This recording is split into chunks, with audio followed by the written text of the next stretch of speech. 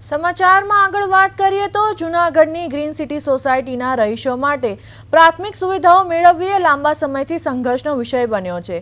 સોસાયટીમાં કરોડો રૂપિયાના સરકારી પ્રોજેક્ટ્સ પાછળ ખર્ચ કરવામાં આવ્યો હોવા છતાં આજે પણ સ્થાનિકો પાયાની જરૂરિયાતો માટે તરસી રહ્યા છે।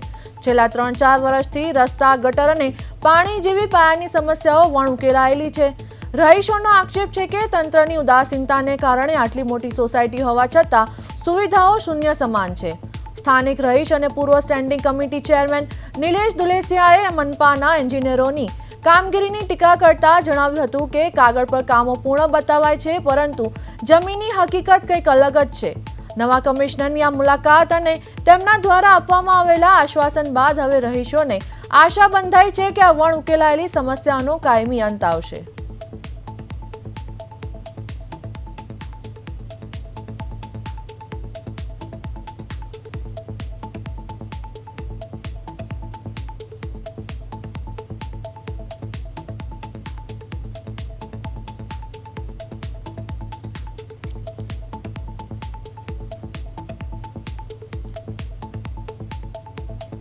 એટલે જૂનાગઢની ખૂબ મોટી આશરે 300 વીઘાની અને 640 પ્લોટ હોલ્ડરોની આ સોસાયટીમાં છેલ્લા ઘણા વર્ષોથી જે પ્રાથમિક સુવિધા જેને કહેવાય કે પાણીની લાઈનો કોર્પોરેશને નાખી છે, ગુજરાત સરકારે નાખી છે, પણ એમાં પાણી આવતું નથી।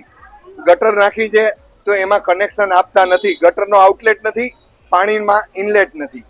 એ જ રીતે ટોરેન્ટ ગેસની કોઈ પાઇપ 5 વર્ષ થયા જે હાલાકીની સહન કરીએ છીએ એની કોઈ કલ્પના ના કરી શકો એવી હાલાકી છે। રોડ ઉપર અમે જ્યારે બાળકોને સ્કૂલે લઈને જતા હોય ત્યારે સ્કૂટર પણ ખૂંચી જાય, એટલે હાલીને જવું પડે। સ્કૂલના ટાઈમે અમે બાળકોને પહોંચાડી ના શકીએ, પછી 4 વ્હીલ ખૂંચી જાય રોડમાં એવા ખાડા, એટલે એ કેવડો પ્રોબ્લેમ થાય કે ડ્રાઇવિંગ ચાલુ હોય ને ખૂંચી જાય, પછી ક્રેન બોલાવીને કાઢ